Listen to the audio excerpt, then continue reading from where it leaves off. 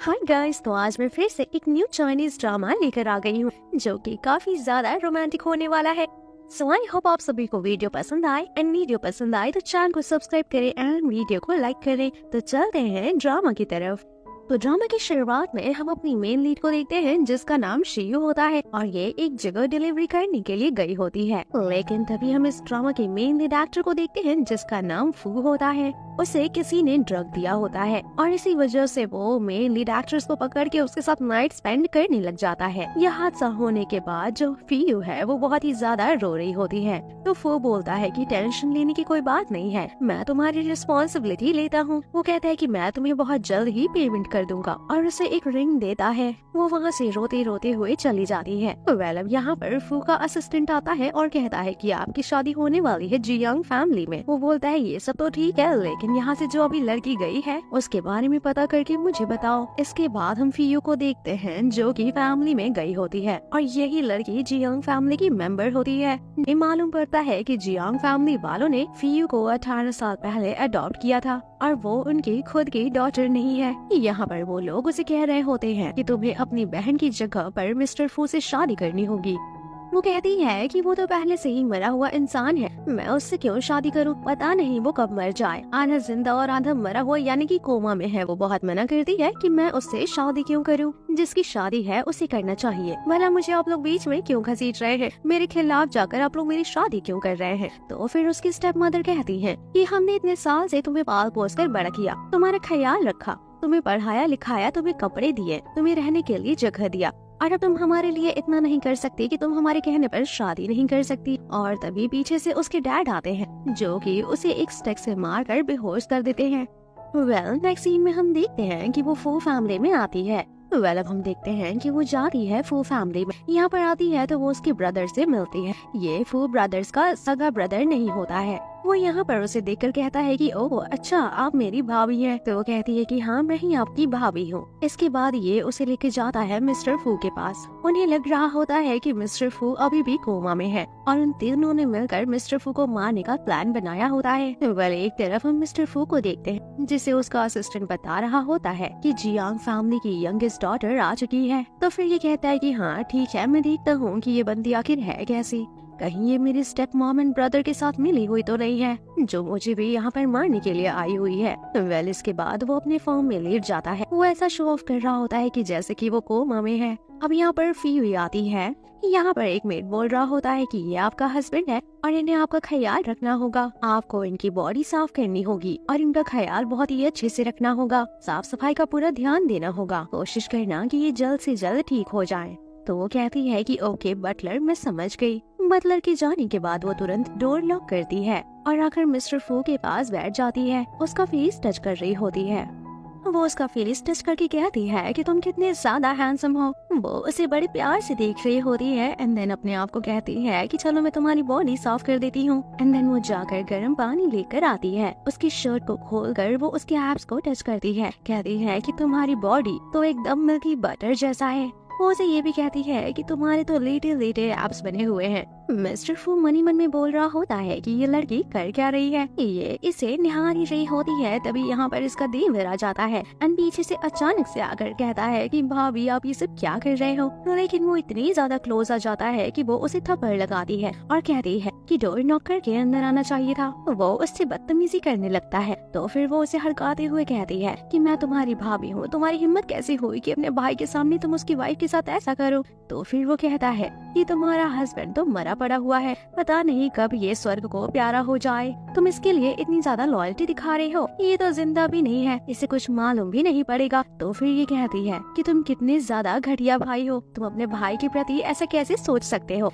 वो कहती है कि तुम उसके भाई हो, तुम उसे ऐसा कैसे बोल सकते हो, अब से वो मेरा हस्बैंड है, भले ही वो कोमा में है तो फिर क्या हुआ, मैं उसके लिए पूरी तरह से लॉयल हूँ, वो मेरा हस्बैंड है, मैं उससे प्यार करती हूँ, उसके साथ मैं हमेशा रहूंगी। तो फिर वो कहता है कि तुम कितनी पागल लड़की हो, तुम ऐसे अपाहिज इंसान को अपना हस्बैंड मानती हो। वो कहता है कि ये तो तुम्हें खुश भी नहीं कर सकता। तो वो चिल्ला कर कहती है कि जब तक ये जिंदा है तब तक मेरा हस्बैंड है और मैं किसी को भी अपने आप को टच नहीं करने दूंगी। अब वो कहता है कि मुझे तुमसे ऐसा उम्मीद नहीं था। वो उसे पकड़कर जबरदस्ती बाहर ले जाता है और अपनी माँ के पास आकर कहता है कि देखो माँ, ये मुझे सिड्यूस करने की कोशिश कर रही थी। वो उसे बाहर लेकर जाता है तो फियो की रिंग यहीं पर गिर जाती है। उन दोनों के बाहर जाने के बाद मिस्टर फू उठता है और वो नोटिस करता है कि ये रिंग तो वही रिंग है जो कि मैंने उस लड़की को दिया था। अब ये समझ जाता है कि ये वही लड़की है जिसके साथ मैं नशे में इंटीमेट हो लिया था। मन ही मन में वो सोचता है कि अब मैं इसे सपोर्ट करूंगा, मैं इसकी रिस्पॉन्सिबिलिटी लूंगा और अब तो ये मेरी वाइफ भी है। वो अपने मॉम के पास लाकर उसे खूब टॉर्चर कर रहा होता है। फियो कहती है कि मॉम ये झूठ बोल रहा है, मैंने इसे सिड्यूस करने की कोशिश नहीं करी। वो कहती है कि तुम्हारी हिम्मत कैसे हुई मेरे बेटे के साथ ऐसा सलूक करने की। वो बार बार कहती है कि मैंने ऐसा कुछ नहीं किया है, लेकिन वो लोग इसकी एक बात नहीं सुनते। अब ये लोग फियो की उंगलियां काटने जा रहे होते हैं, लेकिन तभी यहाँ पर मिस्टर फू आ जाता है। ये देखकर स्टेप मॉम और स्टेप ब्रदर तो एकदम हैरान हो जाते हैं। यहाँ पर मिस्टर फू का असिस्टेंट कहता है कि मास्टर अभी अभी कोमा से उठे हैं, तो इसलिए अभी इनकी तबीयत कुछ ज्यादा ठीक नहीं है। मिस्टर फू को ऐसे देखकर तो यहाँ पर सभी की हालत खराब हो जाती है। उसे मन ही मन में बहुत गुस्सा आ रहा होता है। मिस्टर फू कहता है कि मेरी वाइफ को कोई इस तरह से बुली नहीं कर सकता, और अगर कोई करता है तो उसकी खैर नहीं। और अब वो अपनी वाइफ को लेकर यहाँ से चला जाता है। ये सब देखने के बाद एक तरफ इन दोनों को काफी गुस्सा आ रहा होता है। स्टेप ब्रदर स्टेप मदर से कहता है कि हमें इसे जहर देकर मार देना चाहिए, नहीं तो ये फू फैमिली का जितना भी प्रॉपर्टी है हमें इसमें से कुछ भी नहीं मिलेगा। डैड सारी की सारी प्रॉपर्टी इसे ही दे देंगे। मॉम कहती है तुम टेंशन मत लो, मैं बटलर से बोलकर इसे ठिकाने लगवा दूंगी। इसके बाद उसका असिस्टेंट उसे व्हील चेयर में लाता है। वो उसे बेड पर लिटा रहा होता है। फियो कहती है कि क्या हुआ, ये तो अभी उठे थे ना, तो फिर ये दोबारा से क्यों लेट गए। लेकिन असिस्टेंट कुछ नहीं कहता। वो ऐसा कहता है कि मास्टर फिर से कोमा में चले गए हैं, अब पता नहीं इन्हें कब होश आएगा। वो कहता है कि ठीक है मैडम, अब मैं चलता हूँ। अब वो यहाँ से बाहर चला जाता है। इसके बाद ये मिस्टर फू के पास बैठी हुई होती है और कहती है कि तुम टेंशन ना लो, मैं तुम्हारा बहुत अच्छे से ख्याल रखूंगी। कहती है कि मैं तुमसे कुछ भी झूठ नहीं बोलना चाहती, मैंने किसी और के साथ नाइट स्पेंड करा है, वो भी आज के ही दिन में जब मैं डिलीवरी करने के लिए गई थी। मैं तो बस तुम्हें ये चीज बताना चाहती थी। वो कहती है कि पता नहीं तुम सुन पा रहे हो या नहीं, लेकिन मेरा फर्ज था कि मैं तुम्हें बता दूं, लेकिन मैं वेट करूंगी कि तुम्हें होश में आ जाओ और फिर मैं तुम्हें सारी बात अच्छे से बता दूं। अब वो भी सोने के लिए जाती है। वो उसी के सामने ड्रेस चेंज करती है। एक तरफ मिस्टर फू तो उसे चोरी छुपे देख रहा होता है। उसके पास आकर कहती है कि मिस्टर फू, हम तो हस्बैंड वाइफ हैं, हमें बेड थोड़ा बहुत तो शेयर करना ही चाहिए। वो उसे ऐसा बोल रही होती है और फिर उसे थोड़ा साइड में करके बेड पर लेट जाती है। नींद में तो वो बेचारे को धक्का दे देती है और वो जमीन में गिर जाता है। इसके बाद वो उठने की कोशिश कर रहा होता है, लेकिन वो तो बार बार सो रही होती है और उठ रही होती है, तो वो बेचारा चुपचाप जमीन में ही सो जाता है। जब उसकी आँख खुलती है तो वो देखती है कि उसका हस्बैंड तो फ्लोर पर सो रहा है। तो फिर वो कहती है कि मेरा हस्बैंड जहाँ सोएगा मैं भी वहीं सोऊंगी। वो उसे कहती है कि तुम जमीन में क्यों सो रहे हो। वो कहती है कि अच्छा, तो तुम जमीन में सोना चाहते हो। इसके बाद मिस्टर फू उठते हैं और फिर उसे उठाकर बेड पर लिटा देते हैं। अब हम मॉर्निंग का सीन देखते हैं। यहाँ पर कोई और नहीं बटलर आता है और गुस्सा करने लगता है कि मिस्टर फू फ्लोर पर सो रहे हैं। वो बहुत ही गुस्सा करके कह रहा होता है कि ये फर्श पर क्यों सो रहे हैं। वो कहती है पता नहीं, मुझे समझ में नहीं आ रहा। वो बहुत गुस्सा करता है, कहता है कि कहीं तुम्हारा दिमाग तो नहीं खराब हो गया, एक तो वो मरीज है, ऊपर से कोमा में है और तुम उनके साथ ऐसा सलूक कर रही हो। बटलर यहाँ पर कितना बड़ा ड्रामेबाज है, वो कितना नाटक कर रहा है ख्याल रखने का। इसके बाद वो मैडम के पास आता है और कहता है कि मैडम सब कुछ सही चल रहा है, यंग मास्टर जो है ना वो अभी भी कोमा में ही है, उन्हें पूरी तरीके से होश नहीं आया है, आप जो कह रही हैं हमें वैसा ही करना चाहिए। अब वो उसे कहते हैं कि जाओ जाकर पॉइजन लेकर आओ, हमें उसे मारना होगा और सारा का सारा ब्लेम उसकी वाइफ पर डालना होगा। इसके बाद वो जाकर 2 बाउल भर के सूप बनाता है। वो फूल से कहता है कि ये सूप सर को पिला देना। उसकी जाने के बाद वो सूप रखती है और दूसरे सूप को देखने लगती है। मिस्टर फू समझ जाता है कि बटलर जरूर कोई चालाकी करने की कोशिश कर रहा है, इसीलिए वो सूप का बाउल गिरा देता है। जब वो पीछे मुड़ती है तो कहती है कि ये सूप का बाउल कैसे गिर गया।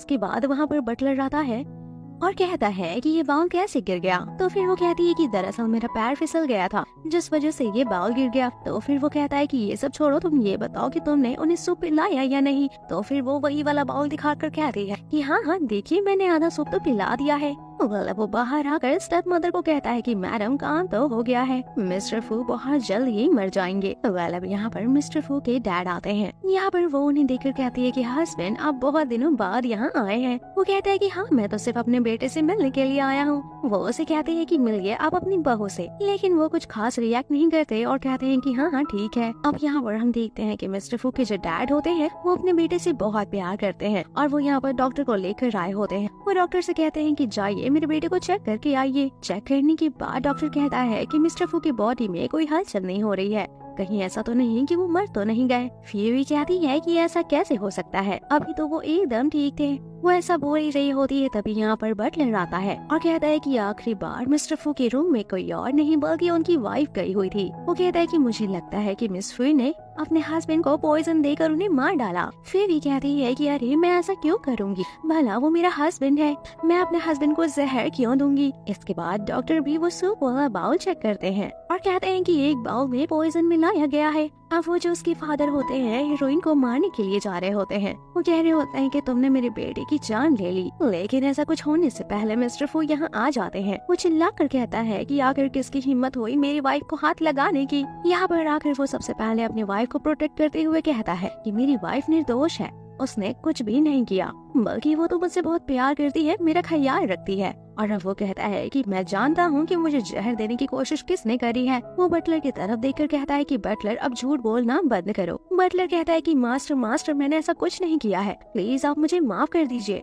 मैं आपके यहाँ बहुत सालों से काम कर रहा हूँ। अब मिस्टर फू उसे कुछ रिपोर्ट्स दिखाते हैं और कहते हैं कि तुम जहाँ से ये पॉइजन परचेज करके आ रहे हो, देखो मेरे पास वहाँ की सारी रिकॉर्ड्स हैं, मेरे पास हर एक डिटेल है कि तुम पॉइजन कैसे परचेज किए, किसके लिए परचेज किए, और तुमने ही मुझे पॉइजन खिलाकर मारने की भी कोशिश करी।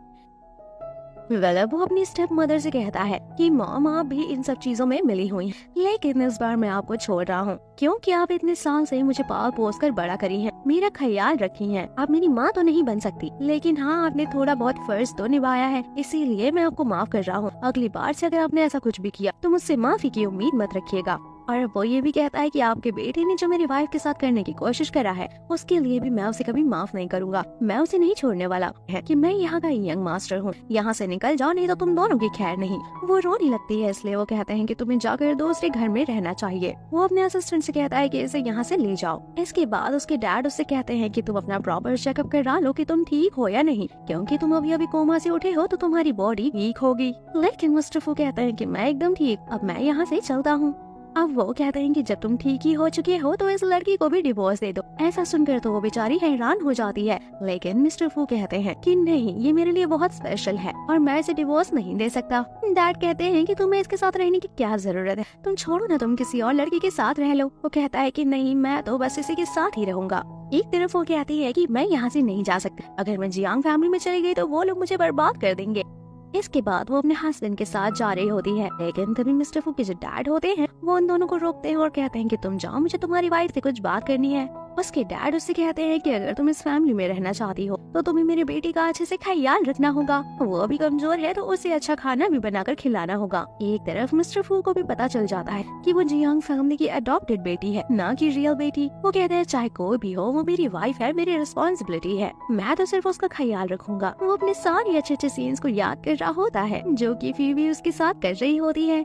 इसके बाद उसकी वाइफ यहाँ पर आती है, वो उसके लिए सूप बनाकर लेकर आई होती और कहती है कि चलो फटाफट से ये सूप को खत्म करो, लेकिन वो मना कर देता है। तो फिर वो कहती है कि ओहो इसमें कोई जहर वहर नहीं मिला हुआ है। अब वो उसे चिढ़ाते हुए कहता है कि मैंने सुना है कि कोई कह रहा था कि मेरी बॉडी बहुत अच्छी है, बिल्कुल बटर की तरह, तुम ही ऐसा कह रही थी ना, तो चलो बताओ मेरी बॉडी तुम्हें कितनी अच्छी लगी। वो ऐसा सुनकर शर्माने लगती, कहती है कि तुम्हें किसने बताया कि मैं तुम्हें ऐसा कह रही थी। तो फिर वो बताता है कि मेरा जो असिस्टेंट है ना वो 24 आवर्स इसी रूम में रहता है उस पर्दे के पीछे। बेचारी वो बहुत ही बुरी तरह से शर्माने लग जाती है। वेला वो अपने असिस्टेंट से कहता है कि मेरी प्यारी सी वाइफ के लिए प्रीशियस सा तोहफा लेकर आओ। इसके बाद हम दूसरे दिन देखते हैं कि वो बाहर खड़ी होती है डोर के पास और तभी यहाँ पर कोई उसके लिए फ्लावर बुके लेकर आता है। फ्लावर बुके देखकर तो वो सोचती है कि ये भला मेरे लिए किसने सेंड किया है, और उसे फ्लावर बुके भी पसंद नहीं आता है, इसलिए वो उसे डस्टबिन में फेंक देती है। ये देखकर मिस्टर फू तो शॉक्ड हो जाते हैं और कहते हैं कि उसने मेरा तोहफा कूड़ेदान में डाल दिया। असिस्टेंट कहता है घबराइए मत, इतना सोचिए मत, मैं इस बारे में पता करूंगा, जरूर कोई बात होगी तभी उन्होंने ऐसा किया है। अब वो जाता है मैडम से पूछने के लिए कि मैडम आपने फ्लावर बुके क्यों फेंक दिया। वो कहती है मुझे अच्छी नहीं लगी। वो कहता है कि मिस्टर फू ने तो आपको दिया था, उसके अंदर 20 बिलियन डायमंड की रिंग थी। ऐसा सुनकर वो हैरान हो जाती है और कहती है हे रब्बा मैंने ये क्या गलती कर दी, इतनी महंगी रिंग तो मैंने कभी देखी भी नहीं है और मैंने उस रिंग को कूड़े के डब्बा में डाल दिया। भला मैं कितनी पागल लड़की हूँ। वो डस्टबिन के पास आकर फ्लावर निकाल रही होती है और फिर रिंग ढूंढ कर सोच रही होती है कि आखिर वो रिंग मिलेगी या नहीं। वेल तभी वहाँ पर उसकी स्टेप सिस्टर आती है। वो अपने बॉयफ्रेंड के साथ आई होती है। उसका बॉयफ्रेंड मिस्टर फू के साथ कुछ मीटिंग करने के लिए आया होता है। यहाँ पर उसकी स्टेप सिस्टर को लग रहा होता है कि उसकी बहन का जो हस्बैंड है वो मर चुका है, इसलिए वो उसे बुली करने लगती है, उल्टा सीधा बोलने लगती है। लेकिन तभी यहाँ पर असिस्टेंट आ जाता है और कहता है कि आपकी हिम्मत कैसे हुई ऐसा कुछ बिहेव करने की। और जब वो उसे कुछ ज्यादा ही बुली कर रही होती है तो वो सेक्रेटरी तो उसकी बहुत बुरी पिटाई कर देता है। और तभी वहाँ पर उसका बॉयफ्रेंड आता है और कहता है कि तुम्हारी हिम्मत कैसे हुई मेरी गर्लफ्रेंड को मारने की। तो फिर सेक्रेटरी कहता है कि तुम नहीं जानते क्या कि मैं मिस्टर फू का सेक्रेटरी हूँ। ये सुनने के बाद जो गू फैमिली से आया हुआ बंदा होता है उस बेचारे की तो हालत ही खराब हो जाती है। वेल अब वो अंदर आ रही होती है। वो कहती है कि देखो मुझे डायमंड की रिंग मिल गई। ऐसे कहकर वो फ्लावर को फेंक देती है। ये फ्लावर को जो फेंक रही है ना मेरा बहुत दिमाग खराब हो रहा है। इतना प्यारा फ्लावर एटलीस्ट एक दिन के लिए तो रखना ही चाहिए, बाद में वो फ्लावर खुद सड़ जाएगा। पता नहीं कोई कैसे इतना प्यारा बुके फेंक सकता है। अब वो रिंग पहन कर कहती है कि जब से मैं इस फैमिली में आई हूँ तब से ये मुझे पहला गिफ्ट मिला है जो कि इतना महंगा और प्रीशियस है। वो काफी ज्यादा खुश हो रही होती है। तभी मिस्टर फू कहते हैं कि तुम्हारे हाथ में चोट कैसे लगी। वो कहती है अरे घबराइए मत, ये तो छोटी सी चोट है। यहाँ पर मिस्टर फू को पता चल जाता है कि इसकी सिस्टर इसे बुली कर रही थी, इससे उल्टी सीधी बातें बोल रही थी। मिस्टर फू कहते हैं कि वो तुम्हारी खुद की सिस्टर होकर तुम्हें कैसे बुली कर सकती है। इसके बाद वो उसकी सिस्टर से मिलने के लिए आता है। वो उसे आकर कहता है कि तुमने मेरी वाइफ के साथ ऐसे मिसबिहेव क्यों किया, तुमने उसे इतना बुली किया, उसके हाथ में चोट भी लग गई। इसके बाद वो लड़की नहीं समझ पाती कि ये मिस्टर फू है और उसी के सिस्टर के हस्बैंड है। और फिर वो फियो को कहने लगती है कि तुम्हें हर बार नया बंदा कहाँ से मिल जाता है, मुंह उठाकर जब देखो कोई नए लौंडे को उठाकर ले आती हो। वो कहती है कि मैंने सुना कि तुम्हारा वो हस्बैंड तो मर चुका है। बेचारी को ये नहीं पता होता है कि उसका हस्बैंड तो एकदम ठीक है और उसके सामने बैठा हुआ है। वो उससे बहुत ही ज्यादा बदतमीजी से पेश आती है। ये सब देखकर मिस्टर फू को बहुत गुस्सा आता है और वो कहता है इसके हाथ तोड़ने के लिए। फिर भी कहती है कि नहीं नहीं ऐसा मत करो, ये मेरी बहन है, प्लीज इसके साथ ऐसा मत करो। तो फिर वो कहती है कि तुम मेरे डैड को नहीं जान, वो तुम लोगों को नहीं छोड़ेंगे। वो कहती है कि मैं जियांग फैमिली से हूँ और मेरा बॉयफ्रेंड गू है। वेल तभी यहाँ पर उसका बॉयफ्रेंड आ जाता है। वो कहता है कि अरे रहने दो, इसकी उंगलियां मत काटो, इसे जरा सिखाओ कि लोगों के साथ बिहेव कैसे करते हैं। और असिस्टेंट क्या करता है मालूम है, वो उसकी सिस्टर का हाथ ही तोड़ देता है। ये असिस्टेंट बहुत ही ज्यादा बेरहम है, पहले इसे इतनी बुरी तरह से मारा और अब इसका हाथ ही तोड़ दिया। इसके बाद ये जा रही होती है और सोच रही होती है कि अब क्या होगा, जियांग की वजह से कहीं मुझे डांट तो नहीं पड़ेगी ना। यहाँ पर मिस्टर फू मुड़कर कहते हैं कि अगर तुम चल नहीं पा रही हो तो मुझे बता दो, मैं तुम्हें गोद में उठा लूंगा। तो फिर वो कहता है कि अच्छा चलो चल के कार ड्राइव करो। तो फिर वो कहती है मुझे कार ड्राइव नहीं आता। वो मन ही मन में सोचती है कहीं इन्हें पता न चल जाए कि मैं जियांग फैमिली की अडॉप्टेड डॉटर हूँ। तो फिर वो कहने लगती है कि नहीं नहीं मुझे कार वगैरह सब चलाने आती है। वो एक्टिंग करने लगती है कि मेरा तो पेट दुख रहा है, मैं कार अभी नहीं चला सकती। ऐसा सुनकर वो हंसने लगता है कि ये बंदी तो बहुत ही ड्रामेबाज है। वो बैठकर इंतजार कर रहा होता है कि उसकी वाइफ कब आएगी। वो अपने असिस्टेंट से कहता है कि जाओ उसे ढूंढ के लाओ कि वो अभी तक कहाँ है। असिस्टेंट जब डोर ओपन करता है तो वो देखता है कि वो तो डोर के बाहर ही खड़ी है और कहती है कि अरे मैं तो बस मिल्क लेने के लिए गई थी। इसके बाद मिस्टर फू कहते हैं कि चलो आज तुम जाओ यहाँ से। असिस्टेंट उन्हें बाय बाय कहकर चला जाता है। अब वो जो उसके पास मिल्क लेकर आती है तो फिर वो कहता है कि इसमें कुछ मिलाया है। तो फिर वो कहती है नहीं कुछ नहीं मिलाया। इसके बाद वो उसके कुछ ज्यादा ही क्लोज आने लगती है। वो मिस्टर फू के साथ फ्लर्ट करने की कोशिश करने लगती है। तो मिस्टर फू कहते हैं कि तुम सच में ये सब करना चाहती हो। वो हाँ कहकर उसे हक कर लेती है, लेकिन वो कहता है कि अरे ऐसे डॉगी की तरह क्यों चिपक रही हो। वो उसे किस करने के बहाने बाइट करने जा रहा होता है तो वो कह रही होती है कि डॉगी तो तुम हो। अब नेक्स्ट डे का हम सीन देखते हैं। मिस्टर फू से कहते हैं कि कल रात को तुम सोने क्यों नहीं आई थी। वो कहती है कि मैं गेस्ट रूम में सो रही थी। तो फिर वो पूछता है क्यों। तो फिर वो कहती है तुम्ही ने तो मुझे मना किया था कि मैं तुम्हारे रूम में ना आऊँ। अब वो बहाना करता है कि मेरे कंधे दुख रहे हैं तो चलो मेरे कंधे दबा दो। वो उससे गुस्सा होता है, वो मान ही नहीं रहा होता है। वो यहाँ से उठकर जाने लगता है तो फिर वो उसे रोकते हुए उसके गाल पर किस कर लेती है। ये देखकर वो भी नहीं रुक और अब वो उसे दोबारा से पकड़कर उसे किस करने लगता है। वेल इसके बाद यहाँ असिस्टेंट आता है और कहता है कि आपके स्टेप मदर और स्टेप ब्रदर जिस ओल्ड हाउस में रह रहे हैं। वो पूछता है कि आप बताइए क्या करना चाहते हैं। तो फिर वो कहता है कि मैं अपनी वाइफ से दोबारा शादी करना चाहता हूँ और कहता है कि उन लोगों को तो इनविटेशन कार्ड जरूर देना। स्टेप मॉम और उनके बेटे को जब ये कार्ड मिलता है तो वो दोनों तो एकदम हैरान हो जाते हैं। यहाँ पर स्टेप मदर कहती है कि मुझे लग रहा है कि सोई उनकी रियल बेटी नहीं बल्कि एडॉप्टेड बेटी है। इसका मतलब है कि उन्होंने फू फैमिली के साथ धोखा किया है। और अब ये लोग जियान फैमिली में जाते हैं और वहाँ पर जाकर बता देते हैं कि मिस्टर फू एकदम जिंदा है, उसे कुछ भी नहीं हुआ, वो कोमा में भी नहीं है और वो तो बहुत ही ज्यादा रिच है। उसकी बेटी जब ये बात सुनती है तो वो लालच में आ जाती है और कहती है कि आपने एडॉप्टेड बेटी की उससे शादी कर दी। और वो कहती है कि मैं उस कमीनी लड़की को नहीं छोड़ूंगी, इसीलिए वो यहाँ नहीं आ रही, वहाँ ऐश कर रही है वो। वेल अब शादी वाला दिन होता है। फी ये एकदम से हैप्पी होती है, वो एकदम सज धज के पटाखा बनकर आई होती है। वेल कहना पड़ेगा बहुत ही ज्यादा प्रिटी लग रही है। वो उसे देखकर काफी ज्यादा हैप्पी हो रहा होता है। शादी करने जा रहा होता है कि तभी बीच में स्टेप सिस्टर आ जाती है। वो कहती है कि तुम मेरे हस्बैंड हो, इसने चीट किया है, मैं तुम्हारी वाइफ हूँ ना कि ये तुम्हारी वाइफ है। वो कहती है कि ये मेरी स्टेप सिस्टर है, मेरी फैमिली ने इसे अडॉप्ट किया था, तुम्हारी शादी मुझसे होने वाली थी ना कि इस लड़की से। ऐसा देखकर फीवी सामने आकर कहती है कि तुम ही लोगों ने पहले मुझे मजबूर किया कि मैं इनसे शादी करूं। तुम इनसे शादी नहीं करना चाहती थी क्योंकि तुम्हें मालूम था कि ये कोमा में है, और जब तुम्हें पता चल गया कि ये बिल्कुल ठीक है तो मुंह उठाकर लालचियों की तरह चली आई।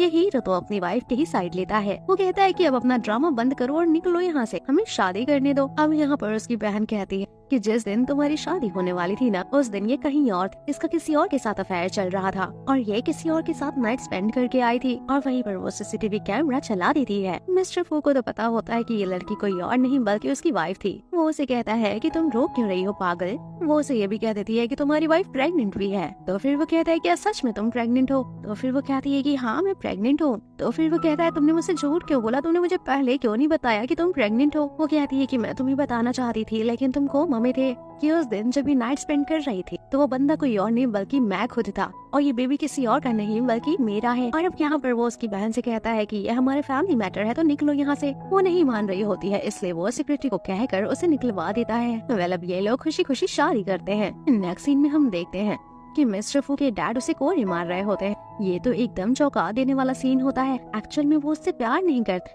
वो उसे इस तरह से ट्रीट करते हैं। आखिर कोई डैड अपने बेटे के साथ ऐसा कैसे कर सकता है। वो कहते हैं कि तुमने हमारा नाक कटवा दिया, तुम वो फैमिली के साथ उनकी रियल बेटी से शादी करने वाले थे ना कि उनकी फेक एडॉप्टेड बेटी से। वो खूब कहते हैं कि तुमने नाक कटा दी, तुमने हमारी फैमिली की नाम डुबा दिया। वो बहुत उल्टा सीधा कहते हैं, तुम्हें कि उनकी रियल बेटी से शादी करनी चाहिए थी, तुम तो एडॉप्टेड बेटी से शादी कर ली। वो इतना बोलते हैं कि वो बेचारा परेशान हो जाता है लेकिन कुछ नहीं कहता। वो उसे फोर्स कर रहे होते हैं उसे डिवोर्स देने के लिए। और तभी यहाँ पर फीवी आती है और उन्हें रोकती है और कहती है प्लीज आप ऐसा मत करिए। उसके फादर उसके ऊपर गुस्सा करने लगते हैं, कहते हैं कि तुम कौन होती हो मुझे ये समझाने वाली कि मैं अपने बेटे के साथ कैसा सलूक करूँ। वो कहते हैं कि मेरा बेटा है, मैं इसे मारूं पालूं मर्डर कर दूं, इसका मैं कुछ भी कर दूं, सब मेरे हाथ में है। अब वो जियांग को मारने जा रहे होते हैं तभी मिस्टर फू उन्हें रोक लेता है। वो कहता है आप मेरे फादर हैं, फादर के हद में रहिए, मैं ये सब बिल्कुल बर्दाश्त नहीं करूंगा। वो कहता है कि ये मेरी वाइफ है और इसके कोख में मेरा बच्चा है, अगर इन दोनों में से किसी को भी चोट आई तो मैं आपको नहीं छोड़ूंगा। फादर को ऐसा देखकर गुस्सा आ जाता है और वो यहाँ से चले जाते हैं। इसके बाद वो बैठकर उसके पीठ पर मेडिसिन अप्लाई करती है। वो कहता है कि मेरी बॉडी कैसी लग रही है। वो कहती है कि बहुत अच्छी लग रही है। ऐसा सुनकर तो वो उसके साथ रोमांस चालू कर देता है। मिस्टर फू के फादर तो अभी भी नहीं मान रहे होते हैं। वो कहते हैं कि तुम्हें उसे डिवोर्स देना ही पड़ेगा। वो कहता है कुछ भी हो जाए मैं उसे डिवोर्स नहीं दूंगा। जब मैं कोमा में था तो आपने मेरी शादी किसी और से करा दी, आपने अपनी मनमर्जी चला ली। मुझे जब होश आया तो आप मुझे कह रहे हैं कि मैं उसे डिवोर्स दे दूं। वो कहता है कि उसके पेट में पल रहा बच्चा मेरा है। उसके डैड कहते हैं कि मुझे विश्वास नहीं है, तुम्हें डीएनए टेस्ट कराना होगा। वो कहता है कि मैं ऐसा कोई टेस्ट नहीं कराने वाला। वो कहती है कि अगर तुम्हारे फादर चाहते हैं तो मैं डीएनए टेस्ट करा सकती हूँ, मैं जानती हूँ कि ये बच्चा हमारा है, तो तुम्हें किस बात का डर है। तो फिर वो भी मान जाता है और कहता है कि अब मैं यहाँ से जा रहा हूँ। अब नेक्स्ट सीन में हम देखते हैं कि उसका हस्बैंड कहता है कि जब अपने घर जाना तो तुम अपनी फैमिली से रिश्ता तोड़ देना। तो वो कहती है ठीक है। अब जब वो अपने घर आती है तो उसकी मम्मा उसे कहती है कि तुम्हारी बहन जेल में है, वो भी सिर्फ तुम्हारी वजह से, तुम ऐसा कैसे कर सकती हो, इसी दिन के लिए हमने तुम्हें पाला पोसा था, तुम्हारी वजह से हमारा परिवार बर्बाद हो गया। वेल नेक्स्ट सीन में हमें पता चलता है कि वो बच्चा कोई और नहीं बल्कि मिस्टर फू का ही बच्चा है। अब वो दोनों घर आते हैं, वो बहुत ही खुश बेहोश होता है। वो पूछता है कि तुम ठीक हो ना? तो फिर वो घुटनों के बल बैठकर कहती है कि प्लीज तुम मेरी बहन को जाने दो ना। वो कहता है कि वो तो तुम्हें मारने की कोशिश कर रही थी और तुम उसे बचाने की कोशिश कर रही हो। वो कहती है कुछ भी हो, मेरे माँ बाप ने मुझे पाल पोस कर बड़ा किया है, वो चाहे जैसे भी हो है तो आखिर मेरी बहन। वो कहता है ठीक है, मैं तुम्हारी बात मानता हूँ, मैं तुम्हारी हेल्प करूंगा। अब जब वो जेल से बाहर आती है तो वो फीबी को कॉल करती है। वो कहती है कि मैं तुमसे मिलना चाहती हूँ। वो कहती है ठीक है, मैं तुमसे मिलने के लिए आ रही हूँ। जब वो बाहर आती है तो कोई उसे किडनैप कर लेता है। फाइनली जब वो अपनी आंखें खोलती है तो वो देखती है कि उसके सामने उसकी स्टेप सिस्टर होती है। वो कहती है कि मैं तुम्हारी वजह से बर्बाद हो चुकी हूँ, मेरा जो बॉयफ्रेंड था वो मुझे छोड़कर जा चुका है, मॉम डैड के पास भी पैसा नहीं है, मेरी जिंदगी बर्बाद हो चुकी है, अब मैं कहाँ जाऊँ? और अब तो मुझे पैसा तभी मिलेगा जब मैं तुम्हें बेचूंगी। और अब वो किसी बंदे को उसे नाइट भर के लिए बेच देती है। लेकिन तब तक वहाँ पर हमारा हीरो आ जाता है और वो अपनी वाइफ को प्रोटेक्ट कर लेता है। इन सब में हाथ उसके स्टेप ब्रदर का होता है। वो अपने स्टेप ब्रदर की खूब कुटाई करता है और अपनी वाइफ को घर लेकर आता है। वो अपनी वाइफ से माफी मांगता है कि सॉरी मैं तुम्हारा ख्याल नहीं रख पाया। अब वो उसके साथ नाइट स्पेंड करने लग जाता है। वेल नाइट स्पेंड करने के बाद ये दोनों एक दूसरे से बात कर रहे होते हैं। ये कहता है कि स्टेप ब्रदर तो पूरी तरह से भिखारी बन चुका है और तुम्हारी पूरी फैमिली अब जेल में है। उन्होंने जैसा किया अब वो वैसा बढ़ रहे हैं। उन्होंने मेरे बच्चे को हर्ट करने की कोशिश की थी, स्पेशली मेरी प्यारी सी वाइफ को, तो मैं उन्हें कैसे छोड़ सकता हूँ। और इसी के साथ इस ड्रामा की यहीं पर हैप्पी एंडिंग होती है। सो आई होप आप सभी को वीडियो पसंद आया हो। वीडियो पसंद आए तो लाइक एंड सब्सक्राइब करें। तो थैंक यू फॉर वॉचिंग। मिलते हैं नेक्स्ट वीडियो में और ऐसे ही रोमांटिक वीडियोस के लिए चैनल को सब्सक्राइब करें एंड वीडियो को लाइक करें। Bye bye, take care.